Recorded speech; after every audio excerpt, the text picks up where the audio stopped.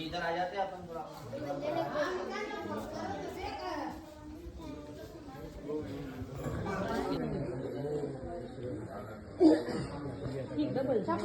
Double नहीं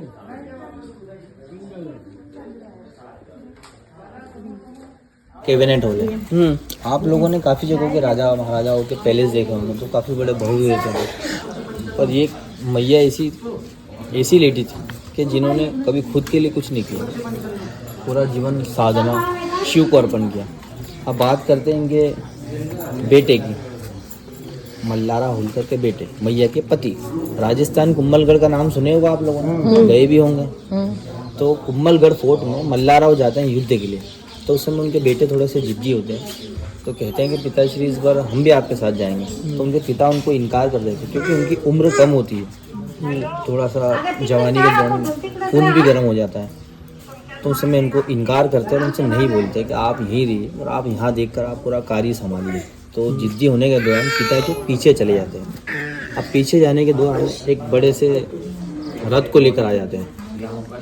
अब रथ लेके आते हैं तो उस तोप के गोले का शिकार हो जाते हैं। तो कुमेर के किले में उनकी मृत्यु हो जाती है। अब एक पिता के ऊपर कितना बड़ा पहाड़ टूटा है, इकलौता बेटा था उनका। अब एक बेटी अपना सब कुछ छोड़कर अपने पति के घर जाती है। एक पति का सुख, एक नया परिवार का जीवन, और वो सुख भी नहीं मिल पाया उन्हें क्योंकि उनके बेटे थोड़े से, मैया के जो पति है थोड़े से उनसे कोई डिस्टेंस भी बना के रखते थे, थोड़ा सा वो भी कर देते। पर उन्होंने उन चीज़ों को कभी देखा नहीं, नज़रअंदाज करके आज वो आगे की ओर निकल जाते थे। तो एक पति के मृत्यु के बाद में मैया तो अपने पति धर्म की ओर बढ़ जाते हैं। सती, जब सती प्रथा थी तो मैया जाते सती। अब मल्लारा होलकर ने मैया को कभी बहू नहीं समझा था, अपनी बेटी के समान पढ़ाया लिखाया, कभी सपोर्ट किया। तो उनसे कहते हैं कि पुत्री यदि आप सती चली गई तो इस राज्य का क्या होगा?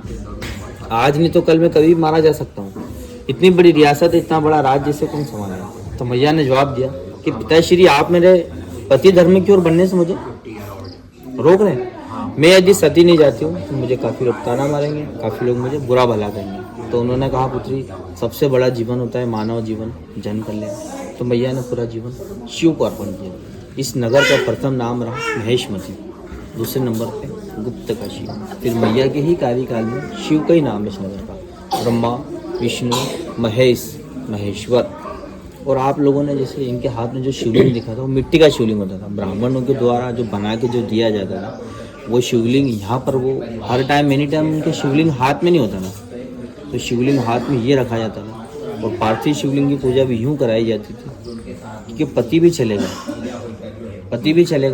बेटा भी चले गए, बेटी भी सती चली गई, ससुर भी चले गए, पति, टोटल पूरा परिवार चले गया, बचा कोई नहीं। तो ये कार्य इसलिए भी कराते थे कि हे प्रभु मेरे साथ जो अन्याय किया वो मेरी प्रजा के साथ ना करे, मेरी प्रजा की सुख शांति के लिए पार्थिव शिवलिंग बनाकर इसलिए दिया जाता था कि हे प्रभु मेरे को जो संकट जो दिया वो मेरी प्रजा को ना दे। तो जब शिवलिंग हाथ में रखते थे ब्राह्मणों के द्वारा पार्थिव शिवलिंग बोला था डिसीजन के लिए। शिव को साक्षी मानते हुए न्याय की देवी महारानी देवी अहिल्याबाई होलकर। तो इसी कैबिनेट हॉल को ऊपर बैठ कर यदि चाहते हैं तो यहाँ काफी बड़ा राज सिंहासन बना सकते हैं। देख रहे हैं आप लोग, इधर आइए।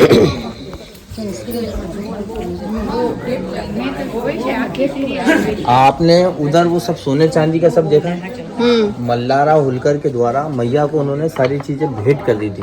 किसको? अपने आभूषण, सोना चांदी जवाहरात। मैया का तो सब कुछ चले गया, मैया का कुछ काम का था, वो कुछ भी काम का नहीं। तो मैया ने क्या करा, उसको उसमें कर दिया, कन्वर्ट कर दिया भगवानों में। ऊपर बना दिया, मुकुट बना दिए, है ना। तो उस तरीके से उनका पूरा डेवलप कर दिया, जो आज पूरे विश्व के लोग आते हैं यहाँ दर्शन करते हैं, उन चीज़ों को देखते हैं, उस चीज़ का वो है। तो ये उनकी एक सिंपल सी राजगादी है। ये फोर्ट देख रहे हैं पेंटिंग में, अपन यहाँ खड़े हैं। इसके बाद अपन पूरा ऐसा राउंड लगा के चलेंगे तो ये दक्षिण द्वार है, इस द्वार से हम बाहर निकलेंगे। आप लोगों ने बेलपत्र कितनी पत्ती का देखा होगा? ऐसा मैं देखूंगा कहीं गिर गया होगा था। यहाँ पर उनका निवास था, यहाँ वो रहते थे। एक सिंपल सा घर है। यदि चाहते तो यहाँ काफी बड़ा महल बना सकते हैं। ये उनके घर का गेट है। अपन भी अपने घर से बाहर निकलते तो कुछ लोगों की ऐसी शक्ल दिख जाती जिससे पूरा दिन भी खराब हो जाता है। मालूम आपको तो हो जाता है, मेरे साथ में होता है, आपके साथ में होता है।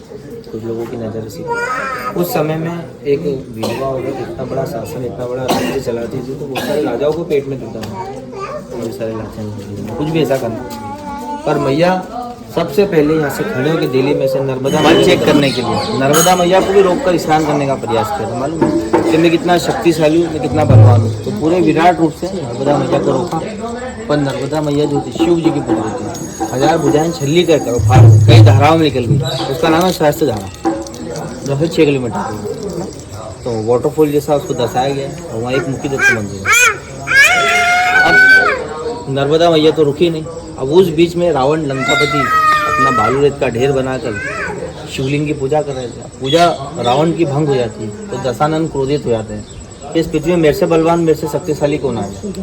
मैया को परेशान किया प्लस मेरी पूजा भंग कर दी, तो दो ही के बीच में युद्ध चल रहा। तो रावण को वो आत्मा नहीं पार्थिव, फिर दो घंटे उसकी पूजा अभिषेक करेंगे, उसके अंदर भी आत्मा का वास होगा। जैसे स्वयं भोलेनाथ जी इसके अंदर आएंगे। तो इन्हें 12 ज्योतिर्लिंग का महत्वपूर्ण माना जाता है। ये नर्मदा जी के किनारे से जहाँ खेती होती है ना, वहाँ से मिट्टी लाते हैं ये लोग। मिट्टी लाने के बाद में यहाँ एक पार्ट के ऊपर 1351 शिवलिंग बने, देख रहे हैं आप, छोटे छोटे से।